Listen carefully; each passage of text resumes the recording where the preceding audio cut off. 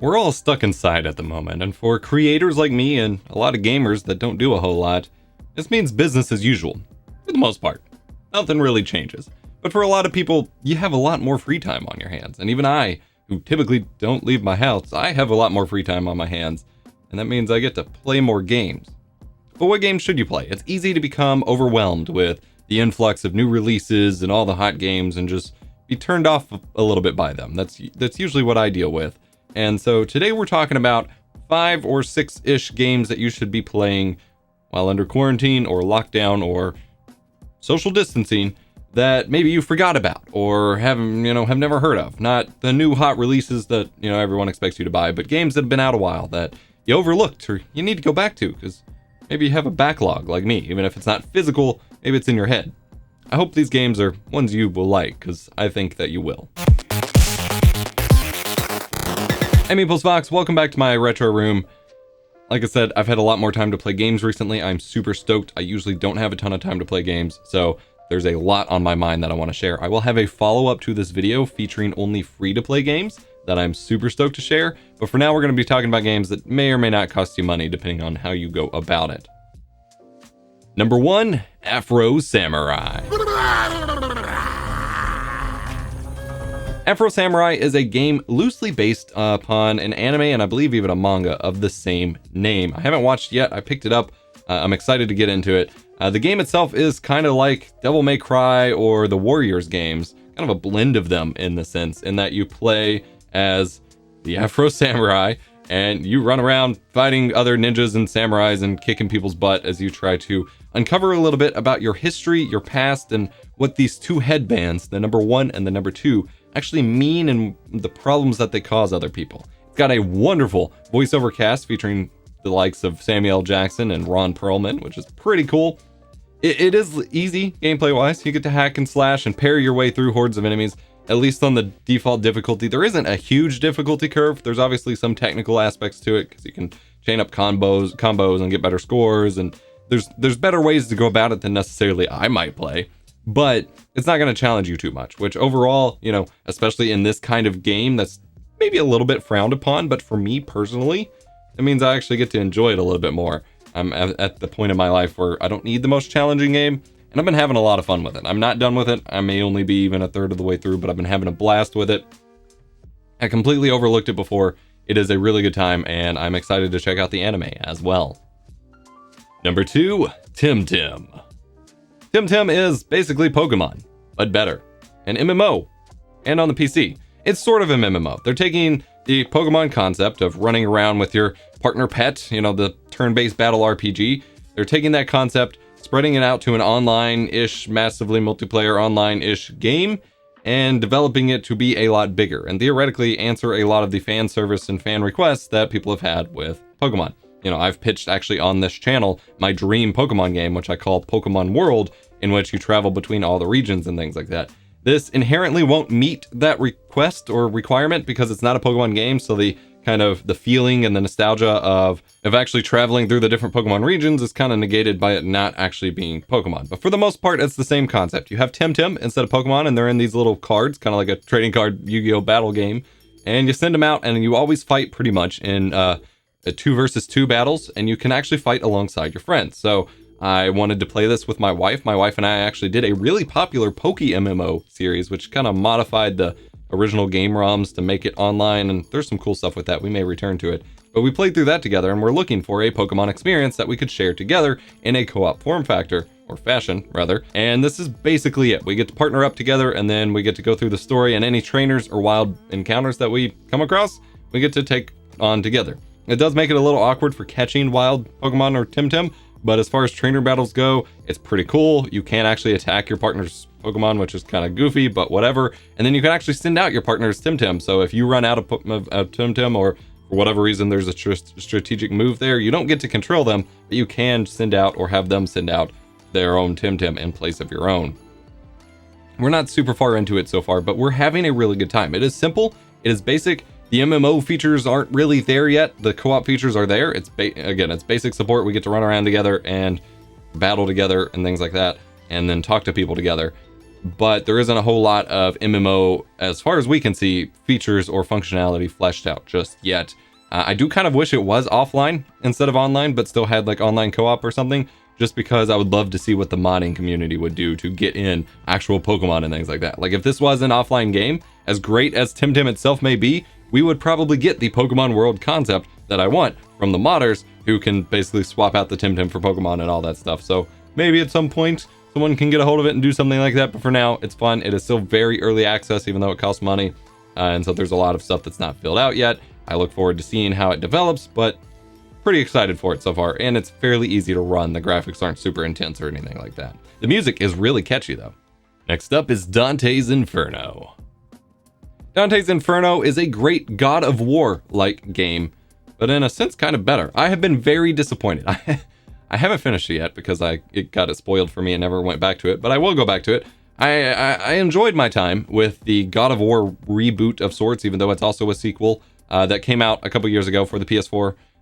I've enjoyed my time with it, but it was a significant departure from the gameplay style and the mechanics of the original God of War franchise. And I really liked those mechanics. I really loved that hack and slash form, kind of gameplay, where it was almost like Devil May Cry, but mainly meant to be focusing on the hacking and slashing and killing and a little bit of puzzle solving. Well, Dantes Inferno actually gives you that. Now, it came out a few years ago. It is on last gen, but it is a lot of fun. It takes that God of War formula and really, in my opinion, kind of perfects it in many ways, and also takes cues from the Devil May Cry and the other hack and slash games of the genre, in that you get combo scorings and you get extra bonuses for doing higher tier combos, things like that. You walk through, instead of it being, ancient Greek mythology or whatever, it is the Christian Crusades.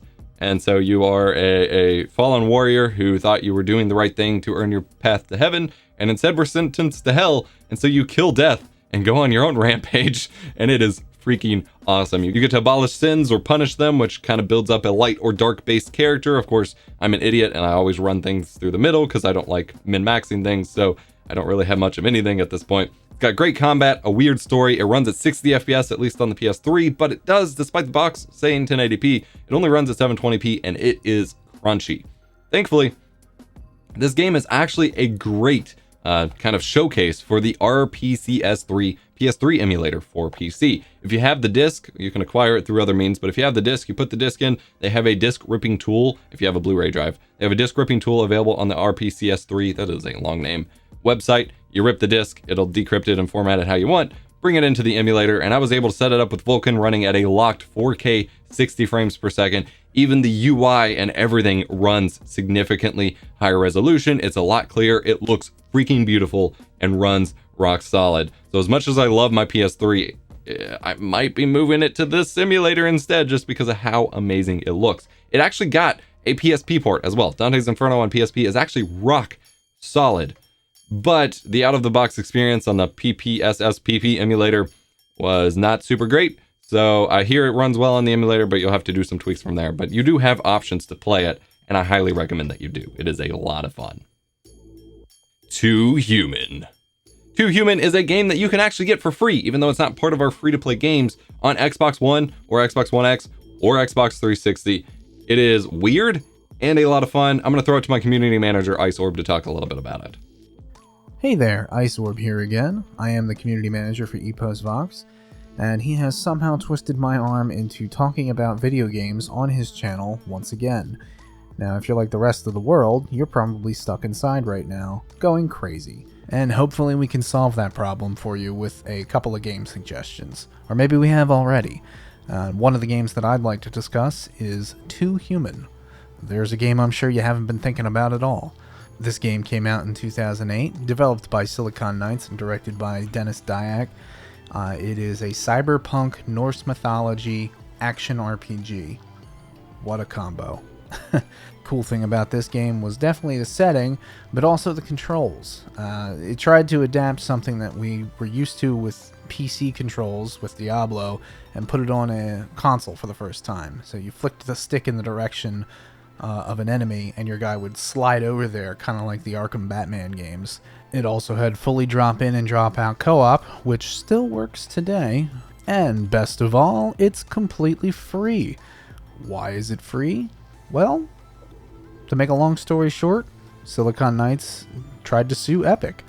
This game, when it came out, it didn't do good sales-wise. Critically, it was okay.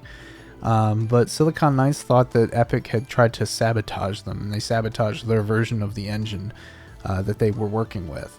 As a result of that lawsuit, they were ordered to destroy all copies of the game that they had, in addition to anything else that they were working on, and it kind of just sat in cold storage for, well, since 2011. Late last year, Microsoft made one final update to the Xbox backwards compatibility program, and in that final update was Too Human.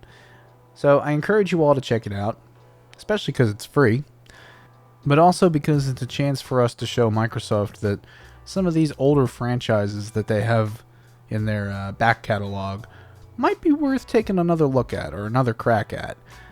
Too Human, definitely one of those games I'd love to see someone else take a shot at. Anyway, thanks for listening, and thanks to Vox for inviting me. Hope you guys enjoy my selection, and I'll catch you guys next time. And that brings us to our last of our 5, Ion Fury. Ion Fury is a spiritual successor to Duke Nukem and the other classic first-person shooters of the 90s. It is a cyberpunk shooter, built in the original build engine that Duke Nukem and other games like it were built on, just, slightly updated. It's got some cool modern technologies implemented as well, but still, using that classic engine. So it's got that really classic feel, but the pacing, the movement, all of it still feels modern enough that you don't feel, you think about playing older games in certain genres and they feel sluggish or slow, or they're a chore to play through. This is super smooth. It is super refreshing to play through. It is a lot of fun. You're going to spend hours upon hours shooting, destroying, finding key cards, looting, hunting. There's lots of cool enemies. It's got an awesome soundtrack. It is a really good time, and it runs on just about anything. So you can play it on a modern display. You can throw it back on your CRT like I did last year, or you can play it on your ultra wide. Just have fun. I cannot recommend this game enough. Bonus: Black Mesa. Black Mesa is Half-Life 1, but modernized enough to be playable and enjoyable by people today without departing too much from the original game itself. Half-Life is a legendary shooter franchise that revolutionized the first-person shooter in terms of a narrative shooter back in the day from Valve and Gabe Newell after he left Microsoft. It fixes a lot of hangups of the original development, such as reused characters, which don't make any sense for story, and some of the audio and video issues and things like that. It modernizes it a lot. It makes it just a more timeless masterpiece than it already was, and it's perfect for first-time people who haven't played through the full game. I've never played through all of Half-Life myself. I'm going in on Black Mesa instead, and it's great for replays. If you haven't played it in a while, or you don't necessarily want to go back to quite the dated version of the game, you can do so here. It's got lots of bumps. There's actually a full technical breakdown over on Digital Foundry. I will point to you as well. Great explanation of all the improvements they have made and things like that. It actually started as a fan-made idea where just a group of fans got together and wanted to do this, and it turned into, as it's releasing now, a fully Valve sanctioned, sold on Steam, I even got a Steam advertisement for it, game, which is absolutely incredible. Lots of good stuff. Super stoked. Go check it out if you haven't.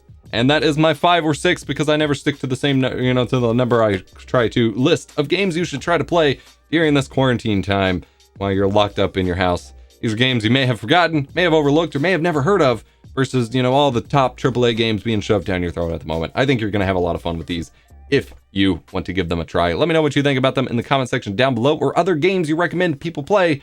Give us some recommendations down there in the comments as well. Hit the like button if you enjoyed. Subscribe for more gaming content. I will have a free-to-play, just game video focused purely on free-to-play games you should try to put some hours into during this time as well.